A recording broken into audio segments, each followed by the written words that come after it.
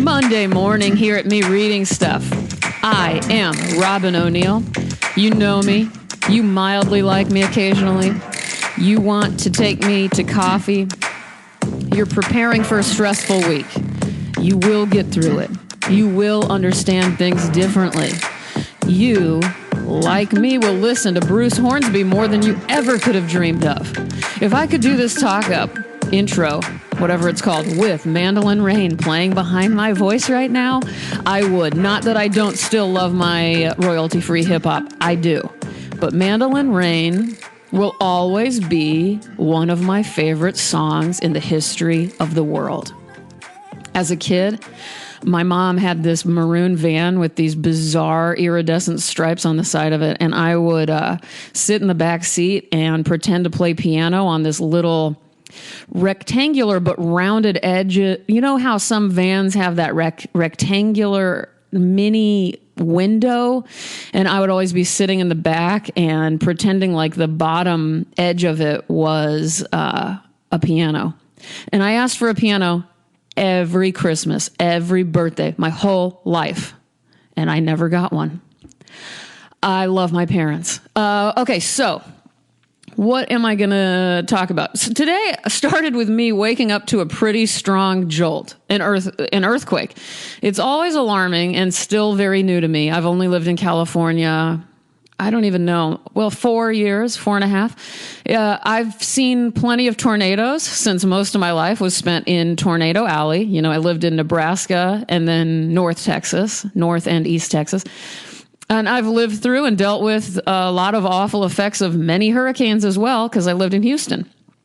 But when the one thing we think of as a stable almost knocks you out of your bed at 6 a.m., that will never not be eye-widening for me. It's just, I'm not even scared. I'm more impressed with everything, with the whole thing.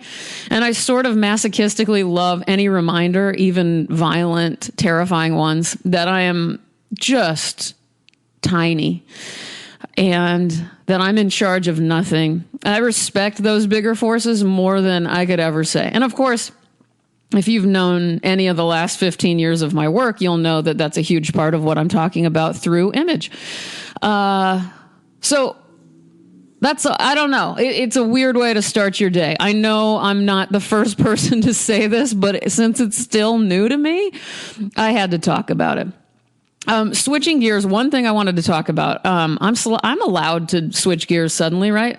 It just occurred to me. I've been helping a few people I mentor with, applications for MFA programs and residencies and stuff like that. And every time I edit these kind of cover letters or artist statements or whatever it is we're working on, I take a really huge thrill in helping with this one thing in particular, and it's a language thing, so I think it relates to the podcast, and I guess I'm hoping that there's someone listening who might benefit from this if I say it on this podcast.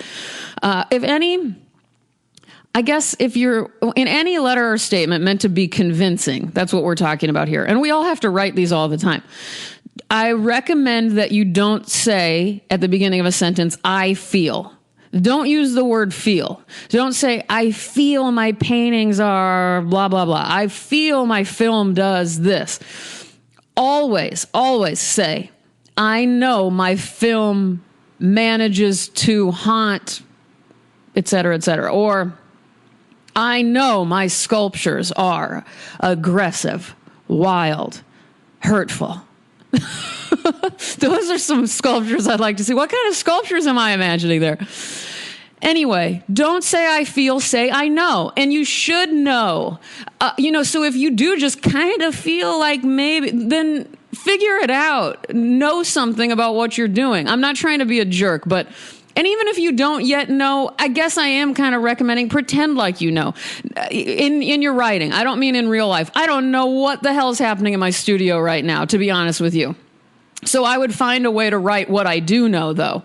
I know a couple of things. I know these are still landscapes. I know I'm still dealing with atmosphere. I know I'm dealing with how dislodged everything feels in the world to me, which means it feels that way in my brain. Okay, I know certain things. But I'm not saying pretend you know things. I am challenging you to figure it out and truly know what you're doing. But I also am saying that language, if you're trying to get something, I feel isn't going to work. It just doesn't. So there you go. There's my pro tip for the day. Wow. Sorry, I got aggressive. Hearing about these sculptures that were aggressive and, what did I say? Hurtful? Wow. Okay, you guys, I love you. Just a reminder there, since I sounded so crazy. Charles Simic, I got a book that I'm so obsessed with. It's called Great American Prose Poems, From Poe to the Present, edited by David Lehman. I will put a link to this in the podcast description, as usual. I'm obsessed with prose poetry, as you may have noticed in this podcast, but I didn't know Charles Simic at all, really. He was born in Belgrade, 1938, immigrated to Chicago when he was a teenager. He was the first person to win the Pulitzer Prize for Poetry for something that would be considered prose poetry. That was in 1990 for The World Doesn't End. I'm going to be reading from this book, though, that I got. So I'm not sure exactly what book this originally came from, but from this Great American Prose Poems book, I'm going to read you The Magic Study of Happiness. This was published in 1992. In the smallest theater in the world, the breadcrumbs speak. It's a mystery play on the subject of a lost paradise. Once there was a kitchen with a table on which a few crumbs were left. Through the window, you could see your young mother by the fence talking to a neighbor. She was cold and kept hugging her thin dress tighter and tighter. The clouds in the sky sailed on as she threw her head back to laugh. Where the words can't go any further, there's the hard table. The crumbs are watching you as you in turn watch them. The unknown in you and the unknown in them attract each other. The two unknowns are like illicit lovers when they're exceedingly and unaccountably happy. Wow. I can't tell you how blown away I was when I read that this Saturday. Gutted. I kind of freaked out Saturday because of that. And because of, well, forget it. All right, you get it. I want to really quick thank a couple of people who are so unbelievably kind to me. I got a couple of new reviews. One from Andrew Weatherhead, who, you guys, is a very famous and incredible poet. I happen to have his book, Cats and Dogs, and I love it. It's from Scrambler Books. I'll put a link to his book in the podcast. But this book really, I guess I'm not even talking about his review. Thank you, Andrew Weatherhead. By the way, he also has the fucking coolest last name I've ever heard of. So this book really, it's delightful. It has moments of being funny, and it's also really heartbreaking. And he just kind of looks at experiences in a way that crystallizes something that I've never really, I need to figure it out. I know that I will read from this book very soon. I've always meant to. And then from someone named Jello Sweaters up in Canada, Robyn is a superlative badass and force of goddamn nature. I'm just going to pretend like I believe in these reviews because that would be so nice if I were exactly that. Her artwork will melt your face off like the Ark of the Covenant. And like her drawings, this podcast is a poignant and hilarious romp through her bewildering mind.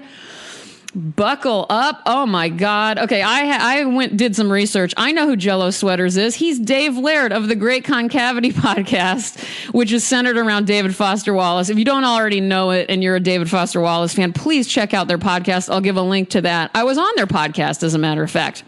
I could go on and on about these guys and the podcast, but I won't because I'm at 9 minutes, 29 seconds. That makes me nervous.